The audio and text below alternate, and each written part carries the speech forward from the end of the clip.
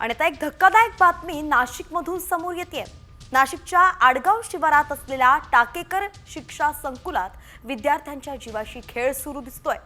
कॉलेजच्या हॉस्टेलमध्ये दिल्या जाणाऱ्या जेवणात चक्क अळ्या आढळल्या आहेत आणि या निकृष्ट जेवणाबाबत यापूर्वी सुद्धा विद्यार्थ्यांनी तक्रारी केल्या होत्या, मात्र त्याकडे दुर्लक्ष केलं गेलं होतं। मेस चालकांवरती कॉलेज प्रशासनाकडून अद्यापही कारवाई झाली नसल्याचा आरोपही विद्यार्थ्यांनी केलाय।